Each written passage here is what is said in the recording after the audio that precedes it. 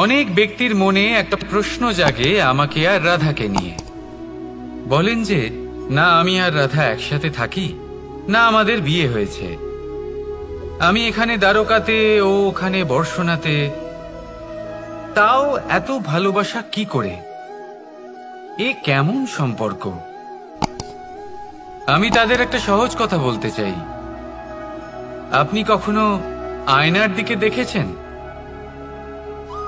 নিজের দুই চোখের দিকে তাকিয়ে জিজ্ঞাসা করুন, এই দুই চোখ একসাথে কেন বন্ধ হয়, একসাথে কেন খোলে, একসাথে কেন ঘুমোয়, একসাথে কেন কাঁদে?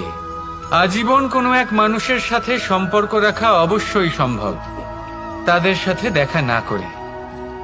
আমার আর রাধার ভালোবাসাও কিছুটা এরকমই, আর কিছুটা এরকমই হয় ভালোবাসা দুই নয়নের মতো, যারা কখনোই মিলিত হবে না, কিন্তু চিরকালের জন্য একসাথে জুড়ে থাকবে। এই অনুভূতি নিঃস্বার্থ হয়, আর এই নিঃস্বার্থ ভালোবাসা আপনাকে আনন্দের পথে অগ্রসর করে। জীবনে সবসময় নিঃস্বার্থভাবে ভালোবাসুন, শুধুমাত্র আনন্দই পাবেন। তাহলে আসুন আমার সাথে নিঃস্বার্থভাবে ভালোবেসে বলুন, রাধা রাধা। প্রেম সংসারের সব থেকে পবিত্র বন্ধন, কিন্তু সত্যি বলতে কি, এটা বন্ধনের থেকে মুক্তি, স্বতন্ত্র।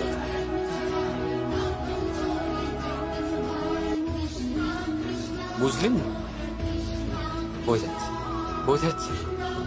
যদি কেউ আপনার প্রেম অস্বীকার করে, যদি কেউ আপনার প্রেম বুঝতেই না পারে, তাহলে কি হবে? কেউ উদাস হয়ে যায়, কেউ কেউ ছলনা করে প্রেম পেতে চায়, আর কেউ বল প্রয়োগ করে প্রেমের ওপর অধিকার ফলাতে চায়।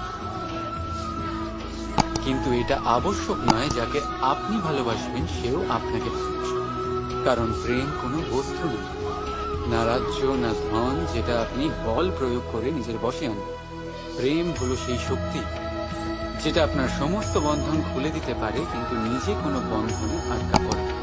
তাই যাকেই আপনি ভালোবাসেন তাকে স্বতন্ত্র ছেড়ে দিন, কারণ স্বতন্ত্রতাই সেই গুণ যা প্রত্যেক প্রাণীর সবচেয়ে প্রিয়।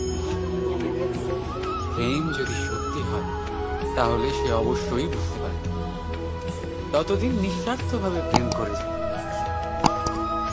একদিন তার খুলে যাবে, আর প্রেম প্রবেশ করবেই, আর মন সুপ্রসন্ন হয়ে বলবে, রাধা। কখনো কখনো আপনার মনে এই প্রশ্ন নিশ্চয়ই আসে যে এই প্রেম কি, কিভাবে বোঝা যায় এই প্রেম? উত্তর বড়ই সহজ। যতক্ষণ না আপনি প্রেম করবেন ততক্ষণ আপনি প্রেম বুঝতেই পারবেন।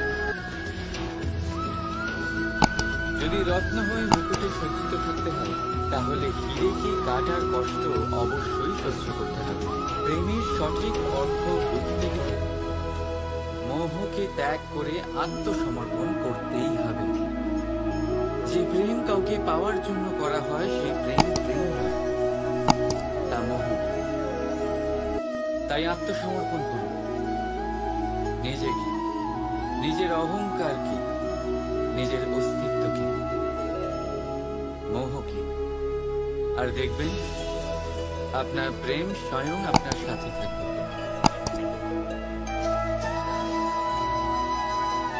আমরা সকলেই মনে করি যে আমাদের জীবনে কখনো কখনো কোনো না কোনো স্থানে প্রেম হয়েই থাকে। সেটা মাতা পিতার আর সন্তানের প্রেম হোক, জ্ঞানীর জ্ঞানের সাথে হোক, কোনো শিল্পীর নিজের শিল্পের সাথে হোক, ইত্যাদি ইত্যাদি। কিন্তু বাস্তবে এটা কি সত্যি প্রেম? মোহ তো হতে পারে। এবার আপনারা